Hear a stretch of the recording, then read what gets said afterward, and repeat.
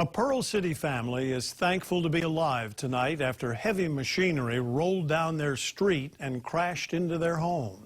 It happened this afternoon in Pacific Palisades. A roller machine used to smooth freshly paved roads somehow got loose. It rolled down a street, crashed through the front of the home, and smashed a parked car.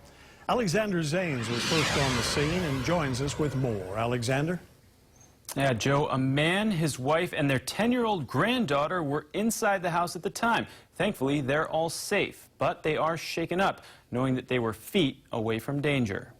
For 10-year-old Rachel Allione, it was a day she'll never forget. What were you thinking when it happened? Am I gonna die? Is everyone okay? What happens? And I had to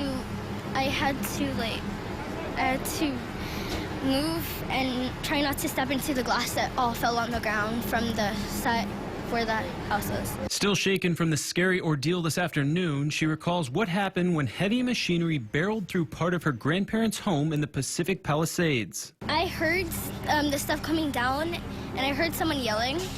And then once it crashed, my grandpa was already moved into the other room. And I was just sitting, and I couldn't move because I was shocked. Rachel, her grandpa, and grandma came out to find a huge pavement roller wedged into part of the home. Well, we had just got through having our Simon, and Grandpa went to the back room, and then we heard this crash. So when we heard that crash, we just jumped, and then somebody came around, "Are you okay? Okay?" And when we opened, the doors fleeing open, and we don't know what had happened after that. This was a bad crash. We were all in shock. Elizabeth Allione and her husband have lived in the home for the last 50 years. Oh, it's total. It's a mess. It's damaged halfway off the front of the house. I found out construction company Grace Pacific was contracted by the city to do road repaving work. Alexander and Baldwin, the owners of Grace Pacific, tell me they're conducting an investigation to see what caused the roller to lose control. We're grateful that the residents reported that no one was injured. You know, the safety of the public and our work crews is our top priority, so we're conducting a thorough investigation to find out exactly what happened. For now, the Allione family says they're thankful no one was hurt. Well, I thank God that we're all safe, that nobody got hurt.